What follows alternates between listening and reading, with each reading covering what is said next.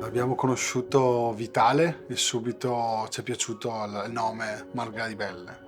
Vitale nasce con le vigne, con l'uva. I suoi genitori, i suoi nonni comunque avevano sempre avuto del bestiame, però questo bestiame veniva utilizzato solamente per vendere dei prodotti, non venivano trasformati. Il suo sogno era quello di attuare questa trasformazione e di completare la filiera. Noi apprezziamo molto questa sua filosofia, apprezziamo molto la sua ricerca della natura e del rispetto in questa.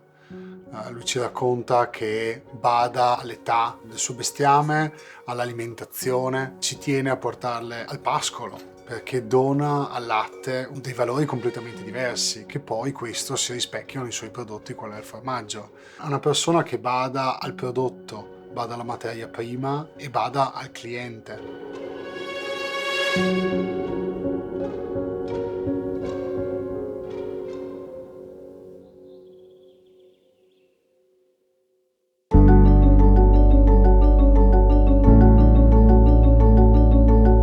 Quello che ci piace molto di Vitale e Margaribella è che usa l'agricoltura circolare.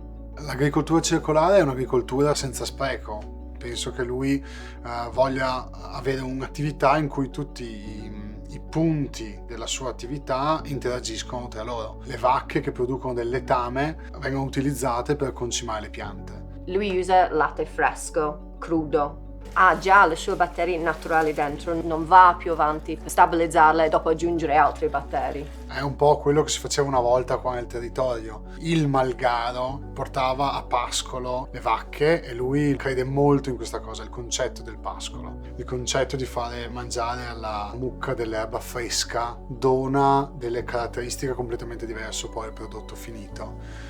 Lui ci spiegava in termini di ricchezza del gusto e anche di pienezza, è più sostanzioso.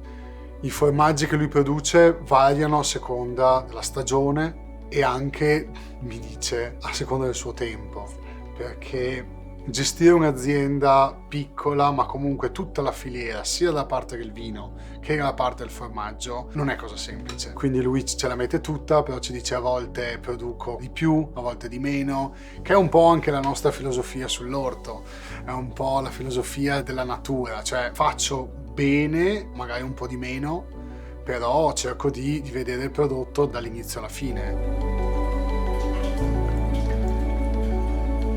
La sua produzione fondamentalmente è una caciotta, la ricotta, uno stagionato e una robiola.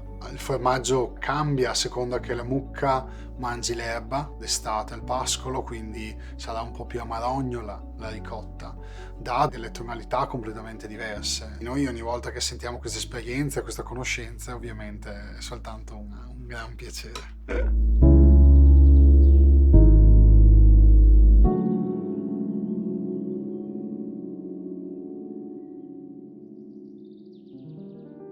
Il suo terreno dove coltiva la sua uva è più argilloso e questo dà un sapore più sapido. Il piacere di stare con un produttore, di assaggiare il vino davanti a lui è proprio perché puoi riscoprire il prodotto finale da dove viene, puoi toccare la terra e sentire dalle sue parole quello che è la descrizione perfetta del suo prodotto.